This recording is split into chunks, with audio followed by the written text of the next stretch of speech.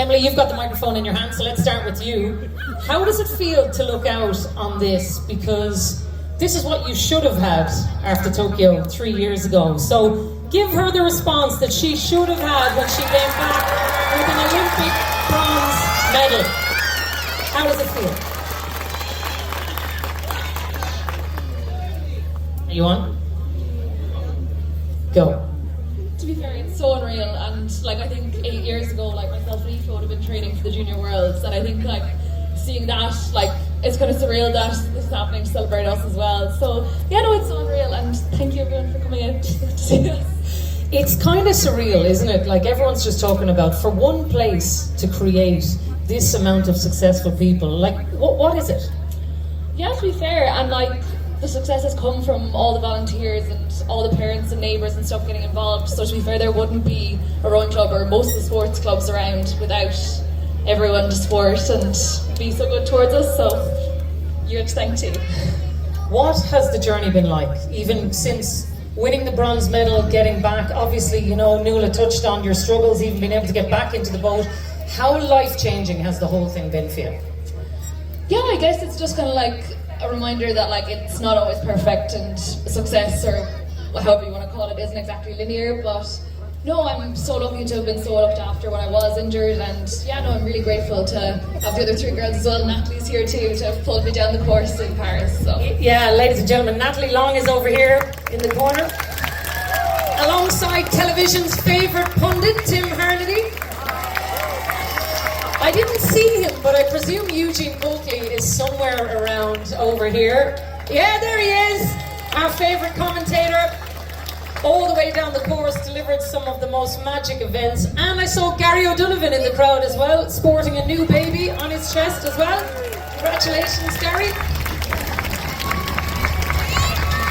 But you're right, Emily, there's so many people involved in this. Like, people can look at you guys on the stage and say, my God, look what they've done. But look at the amount of people it takes to get you guys here.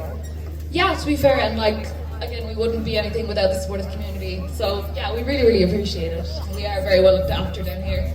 Lovely. Well, Aoife, tell me about that then, because Emily says you guys were juniors 8 years ago, probably sitting down in those seats, looking up here onto this stage. You're now a double Olympian. It's incredible, isn't it? Yeah, it's surreal, honestly. You know, when I was younger, it was always just about going on the water and trying to beat the boat next to me, and I've kind of kept that mentality throughout, that wherever I am, on Skibbereen, on the Island River, at the NRC, wherever I am, it's always just such a good environment of competition, and everyone urging each other on and pushing each other on, and just the motivation that kind of surrounds everybody. For yourself and Mags going into Tokyo, it was like we're young, we're going to give this a go, we're going to see what happens. 3 years on, well, it should have been 4 years on, 3 years on, to make an Olympic final. Give me a sense of what it was like, even lining up in that kind of moment against the world's best of the best. Yeah, no, it was unbelievable. I suppose we just put so much hard work into it, and it was so amazing that we're able to make it to the final and then be up against the best in the world and just give it our all. And a 5th place finish is unbelievable as well. Like, that was such a competitive race. Like, even watching it, you knew you were in a dogfight from the very start. That's the way it felt. Yeah, no, completely. Come the last 500, we were definitely locked in through our body, but it was unbelievable. Even the support over there, like from halfway down the course, you could hear the shouts and roars, and it felt almost like a home Olympics. There were so many people supporting us at here and on the course as well, so we're really grateful for that. Was anybody here in Paris? Yeah? How much did you enjoy it? Were the rowers the best? Yeah, that's what I thought too, because I was at a lot of the Olympic venues in Paris, and to me, the rowing seemed like the best venue. It was like a carnival atmosphere every day. It was unbelievable. Yeah, no, a true, really, really good atmosphere. Yeah, and like, I think maybe the Irish might have added to that. I think you guys probably brought something special to the party. Yeah, no, 100%. Yeah. Well, let's talk to Matt Damon then.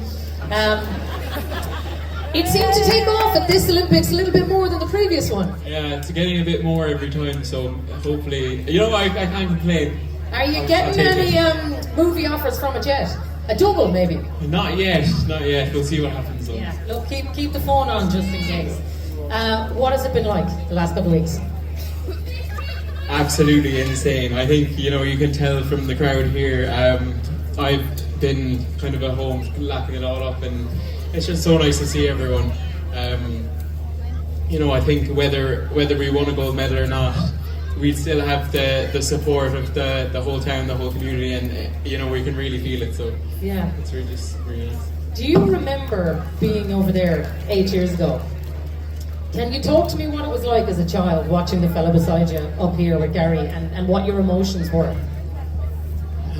I don't remember too much of it. You know, I think you've said I was very young at the time. I still think I'm quite young. So You are.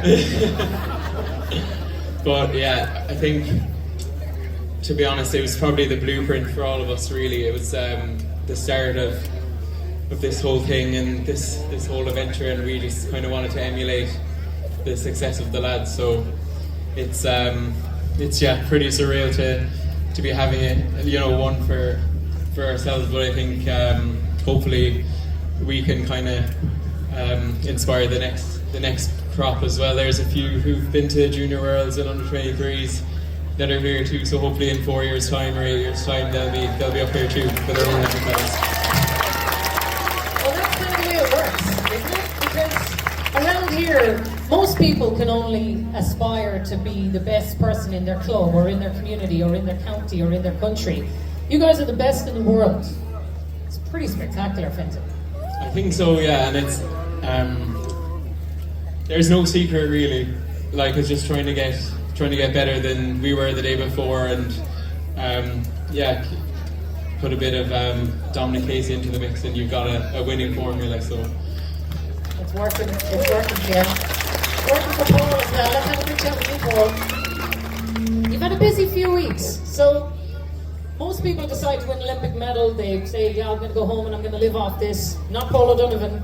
There's a World Championships to be won, and then there's work to be done. What has it been like the last few weeks? It's been a good few weeks actually. I've had a good time trying to keep myself out of trouble and stuff. But no, I was in Canada at the World Championships and I was very happy with that. Like to see the team, because we did junior, under 23 and some of the like senior events that were not at the Olympics. I was just really kind of happy to see the younger crews just how they carried themselves about the regatta. You know, I thought they were very professional race, very hard. They were doing, you know, all the right things. So I think there's a big hope for the future for those. You know, I think they were probably just better about the regatta than I was even at their age. So hopefully that trajectory will continue for them. You're not only the most successful athlete in the world, it seems, but the most modest one too, because in everything that you've won, you're still the same guy. I think everybody here can probably see that. So what is it, Paul? What is it about you that can keep you so grounded when you become Ireland's most successful ever sports person? I don't think that's probably a debatable topic. But probably, I don't, just upbringing at home and stuff. Like the parents must have raised me well, and you know, Dad was always like when he got us into the sport, like he was always kind of putting us down and, you know, telling us we needed to do more and so on. But I think you know, it probably helped a bit. Like we got a bit better, made some improvements, you know, from those early days and stuff. But we had a good time doing it, like, so that's what kind of makes it a bit easier. You look like you've been enjoying it as well. So what's been the best part about all of these Olympic medals you've won? And they've all been good, but I think definitely the best part is, you know, coming back here to Skibbereen and seeing all the crowds and the local people, friends and family, and all the young kids from schools and everything. So, big pool of us, Reverend, that's come out tonight. Thank you very much. You're right, because the last time I saw you was at the Champions Park, where they do this really cool thing. I don't know if anybody was there, but they parade the Olympians down and you get to celebrate with your medals, and you were having great crack because all the rowers were on the stage at the same time. But I remember chatting to you and I was like, what would you prefer? Is this better than Skib? And you were like, absolutely not. Skibbereen all day long, because I can see why these people love you and they want to celebrate with you as much as you want to celebrate with them. Oh, absolutely. They're up for a big party anyway, you can see it in it. But myself and Joe Carroll, we have to be in work tomorrow morning at 7:30, so we won't be doing much celebrating before that, I tell you. Well, Joe Carroll told me otherwise now earlier, I won't lie. Pass the mic over to Jake there, and we'll have a chat with you, Jake, as well, because I know you probably got a surprise that you were coming up here, but I think for anybody to be able to get to the level that you guys are at, to go on to be a reserve in that Olympic boat, to get to the place where you have to do all the training, get there, and not get to race on the Olympic day. Can you give me a sense of what has gone into this journey for you? Because it certainly hasn't happened overnight for you either. We've been talking about you guys coming through for so many years. Yeah.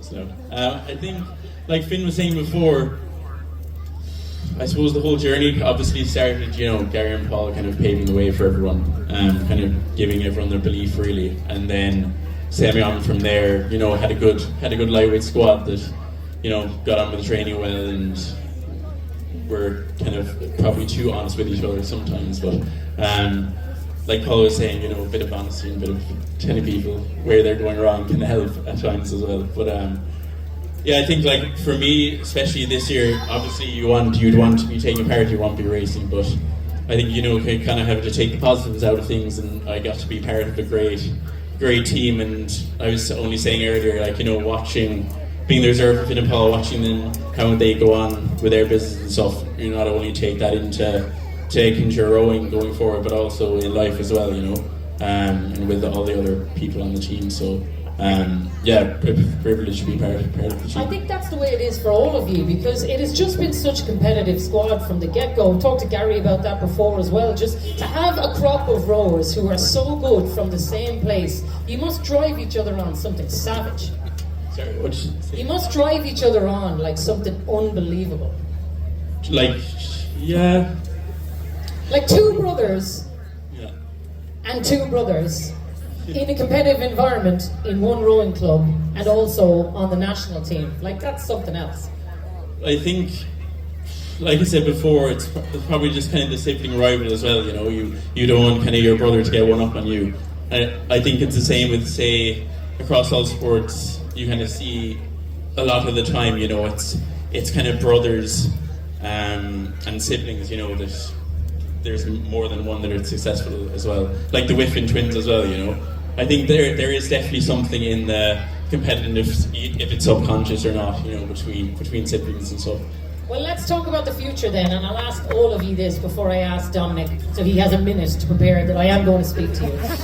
So, what about the future then? I mean, because obviously the lightweight double is gone now, so what about the three of you in particular? Would you think about getting in a 4? Would you think about getting in an 8? What are you thinking, Jake? Well, for me, I'm not too sure at the moment. Probably take it year by year, see if I can put on some bulk maybe. But I'd say these guys definitely would be looking to do the heavyweighting. But so yeah, we'll see what happens really. But I'll let them say their part. Paul, what does the future hold? I don't know, well, I have to kind of put a bit of time into the other parts of my life as well for they're kind of falling down around me. But then, yeah, hopefully move into the open weight categories, and it won't be easy, you know, for sure, but I think I'd like to give it a try anyway. Good to hear. What about you? Yeah, I think I probably had enough of a rest now. I probably need to get back into some kind of shape, so we'll do a bit of training and see what happens. But I think the main part is, you know, we're living our dream really, getting to row every day, not take life too seriously. You know, these are some of my best friends up here, and just getting to train alongside them every day is just an honour and privilege really. So we'll keep doing that, and then hopefully see what happens. Nice. He's so right though, Emily, isn't he? Like, you're living the dream. That's the reality of what's going on. You guys have lived out childhood dreams. Absolutely, and I'd say it'll be a long time before we fully appreciate it, to be honest. Like, it's all well and good saying it now, but like in 30, 40 years time we'll be able to look back on it and like look so fondly at it, and that in hindsight it will be unbelievable. So we've that to look forward to too, that it'll only get more special as time goes on. Alright, and last word to you then, Aoife. I know you're going off doing a Masters, are you? Yeah. So, bit of that, bit of rowing, bit of whatever? Yeah, no, definitely. Starting a new chapter. It'll be really hard to not row, so I'd say I'll definitely keep it up a small bit. Not sure what the future holds, but enjoying every minute of it. Good. Well, to all of you, we wish you luck. And give them a round of applause. Dominic, come on over.